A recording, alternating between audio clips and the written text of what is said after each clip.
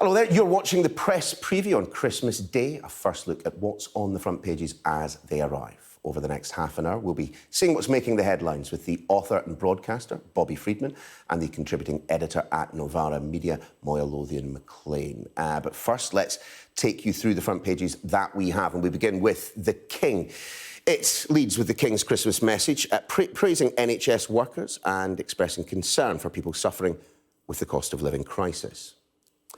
Now, that also dominates the front of the Express. Their headline, King of Caring, along with a full-page image of the royal family leaving church on Christmas Day.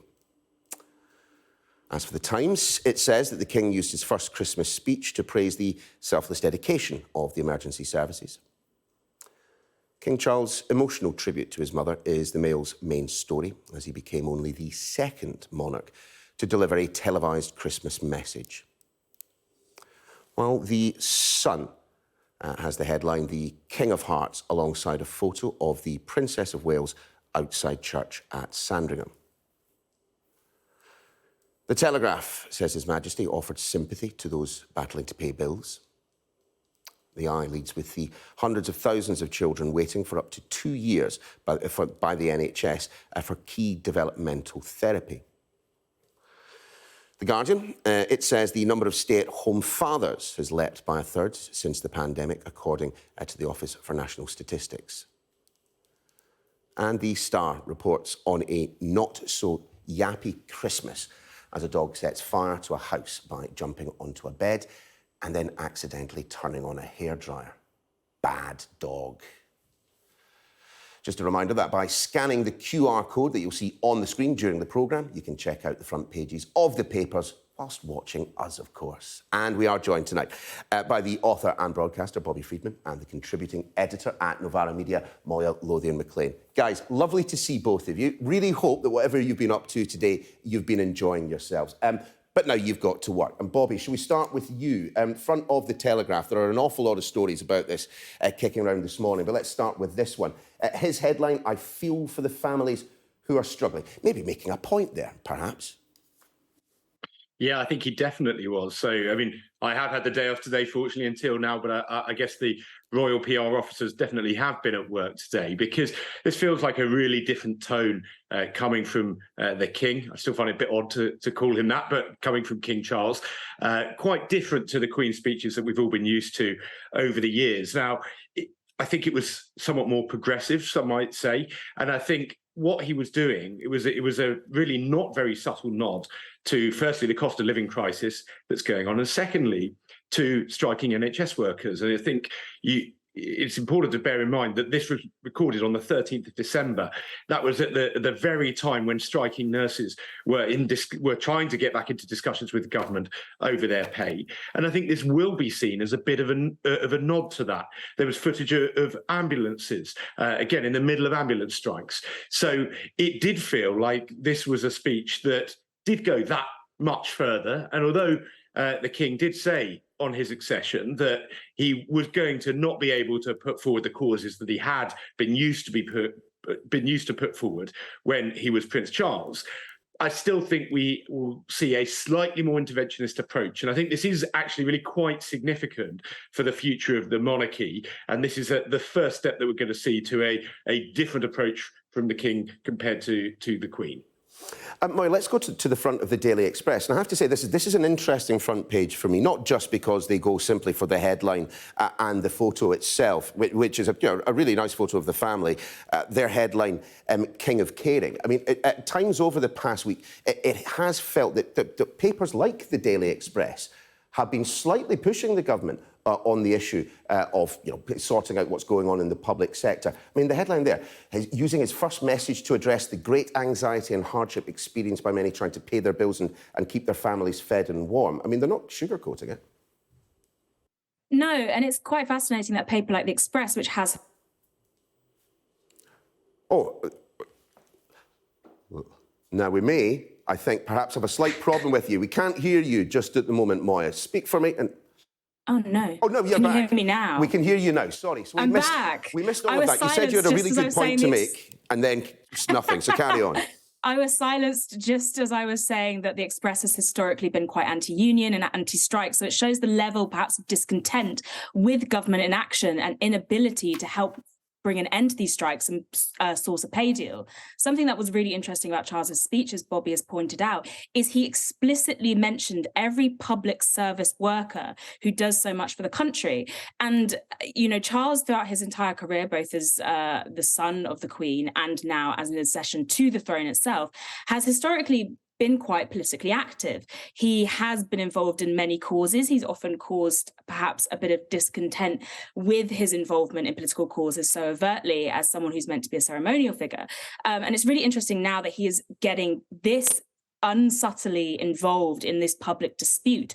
It's also worth noting that recently Charles's foundations have been donating huge amounts of money to alleviating the cost of living crisis. So, for example, the cash that came from consolation cards sent after the Queen's death has all been donated to a fuel charity, which gives out prepayment vouchers for gas meters and energy bills. So we're once again, as Bobby was saying, seeing the active involvement of the King, and it is a real departure to the approach the Queen took. Yeah, it certainly is. But I suppose, Bobby, as we take a look at the front page of the Daily Mirror, obviously rather different politics to the Daily Express, but a strikingly kind of similar tone being struck there. Their headline, Charles praises the selfless NHS. The question has to be, should the King? Because clearly there is a political element to the message that he delivered today. Clearly there is. And I'm not going to hear anyone say anything differently about it. Should he be doing that, given the role that he has? Well, I think he can do it just a little bit. He can do a bit of nudging, but I don't think he can go too much further than he has done. And I think the headlines from tomorrow's papers bear this out, because he has the ability to win over the Daily Mirror and the Daily Express. How often do we see front pages from the two of them on a political issue which are in agreement? But that is what the King has done. So I think this is permissible, but I think it's also permissible because his job is to protect the future of the royal family. And I think one of the things that's interesting is that you get a feeling that Prince Charles almost wants the support for the royal family. And of course, I know it is widespread across society, but he wants it to maybe feel a little bit less conservative. And he wants to appeal to a slightly broader set of people. And I think that this is where this gentle nudge is going. It's trying to say the royal family is not out of touch. The royal family does care about people's hardships. And that's obviously potentially a difficult message for him to have to get across. But of course, he has great wealth and he's not someone who's suffering from a cost of living crisis at the moment. But I think it was the right tone, because the royals do need to govern for the entirety of, or to rule rather, for the entirety of the country. And I think also interesting in his speech was the fact that he deliberately mentioned the 5 major religions in this country, which is something I don't think Queen Elizabeth would have done in the same way. Mm-hmm. And I think this is Charles seeing himself as the defender of faiths rather than as the defender of the faith. And I think this is all part of a deliberate strategy. This is all carefully thought out. It's obviously not something that just gets knocked up in 5 minutes. It's all part of the King trying to broaden the royals' appeal and to cement the royals' place in society, which I think can only be a good thing. So yes, I know some people might say he should skip over certain of those topics, but I think he has got the best interest of the royal family at heart when he's been dealing with them in his speech today. Moya, take us to the front of the Times, and again, their headline focusing on this being, in their words, a gift for the tireless health workers. But I don't know what you were doing this afternoon at 3 o'clock. I was watching Top Gun Maverick. I missed the speech, but catching up on it, what a lot of people have been picking up on, including the Times, is who wasn't mentioned. Harry, Meghan, Andrew. Nothing for them. It's hardly surprising, I'd have thought. Well, yes. I mean, this was Charles's first speech as king. It didn't make any sense, given the sort of scandal-filled past 2 years the royal family has had, if he was to make a break with those sort of negative headlines and, as Bobby said, broaden the appeal of the royal family beyond this really sort of out-of-touch institution that towers over the rest of the general public with their massive amounts of wealth. Charles is trying to preserve the royal family, as Bobby has pointed out, and carry on that dynasty after the much-loved monarch who'd sort of held this together for decades and decades and decades is gone. And with the Queen's death, so goes the power of nostalgia, the power of sort of the old institution that she represented. So it really does not make sense for him in his first address, if he is going to undertake this very delicate balancing exercise and massive PR achievement, to be focusing on members of the royal family who have either caused a headache for the institution of monarchy or have caused such a great scandal that people have suggested that perhaps we shouldn't have a royal family altogether. So I think, again, that's why he focused so much. But also, Charles really is a person who has always tried to balance this line between what he is, which is the hereditary monarch who is part of this massively influential, privileged, rich family, and what he wants to be, which is sort of this very philanthropic figure who people like. And it is very difficult to put those two things together. Some, like me, would say impossible. So I don't think even if he had the choice, he would want to focus on members of his own family, because he has always been so invested in that philanthropic angle. As soon as he had sort of more free reign over what he got to say as king, I think it makes perfect sense that he'd focus on that. The Prince's Trust, after all, was founded in the 1970s because of his interest in philanthropy, and has just gone from strength to strength since then.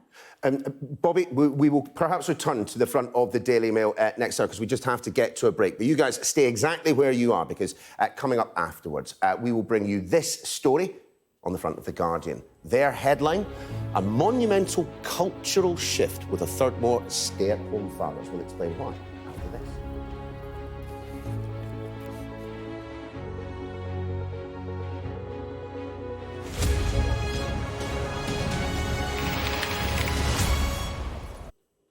Welcome back to the press preview. Bobby and Moya still with us, taking you through the morning's papers. And Moya, let's start with you this time. The front of the Eye, in fact, it's a story that appears in a couple of the papers this morning. The NHS targets are to be swept away as part of the government's plans to reform the health service. Explain. Yes, so this is a story about a big government review. So I think Patricia Hewitt, former Labour Health Secretary, is currently working on a review of how NHS care in England is administered. And what the Eye is saying is that NHS targets could be scrapped so that the health services instead run like a localised school system. Some of the other headlines that have come out of this is such as waiting times for patients in A&E previously have said that within 4 hours, 95% of people waiting in A&E have to be seen. That will be taken down to about 75%. There's meant to be significantly fewer targets, because they're saying at the moment, these are tick box exercises that take GPs and teams away from delivering frontline patient care.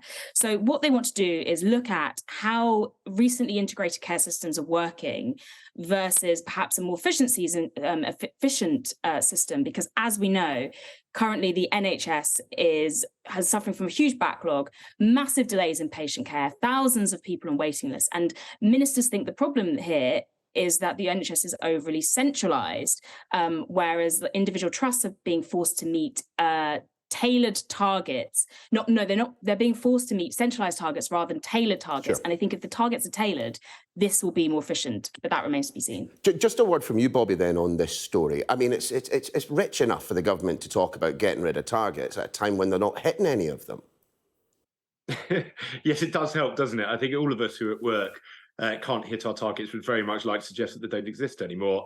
It's interesting, though. This is a proposal that seems to be welcomed by the chair of the Royal College of GPs, and it's a little bit the wrong way round, because Labour's proposals, which we heard from the shadow Health Secretary Wes Streeting a week or two ago, were ones that got him into hot water with GPs and their unions. So it's strange that it's the other way around between Conservatives and Labour. But I think there's also a particular political aspect to this. This review seems to be one that will be carried out very quickly. Patricia Hewitt apparently is going to report as soon as March.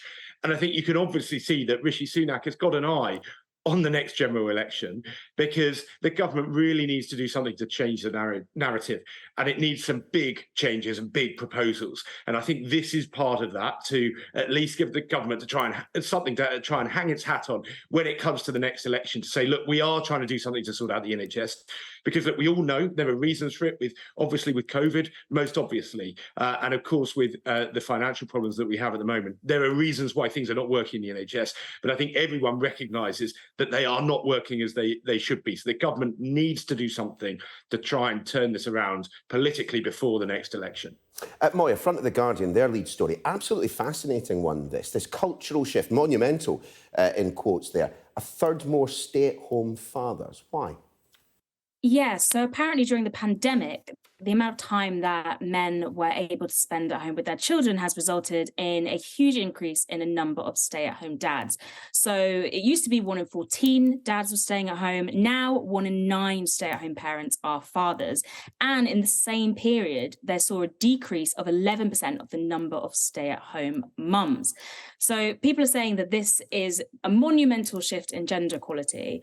I'm not completely convinced it is, because I'd love to see specific data about how this relates to parents having to swap the loads depending on how much childcare costs are impacting on their monthly income. I know right now we've had huge discussions about how gender equality would really be improved by the increase of child benefits and increase of childcare support, because that is the biggest weight at the moment on gender equality when it comes to parenting. Bobby, our last story for this section of the press preview is the front of the Daily Star, and we've got to bring this front page up if we can, guys, because it's absolutely it's this poor dog. Explain this story. I mean, I have to say, I don't know if this is posed by a model or not. There definitely looks to be some sadness on his face. Well, I mean, poor dog, I would say poor house owner. I mean, I suppose this is a fun Christmas story, but it's not really a fun Christmas story if you live in the house which has been burnt down by the dog. But the Daily Star reports that you need to call K99 because an excited pet set the house ablaze by jumping and switching on a hairdryer. So clearly a very powerful hairdryer, better than the one that we have at home in my case. But look, I feel very sorry for the people who've lost their home at Christmas, but I guess this is in the papers today about as good as it gets. Yeah, I mean, he's going to be in the doghouse. You've got to say, oh, come on, it's Christmas Day. Let me away with that one. Moya, Bobby, we will see you again for more of the same in the next hour. For now, thanks very much indeed.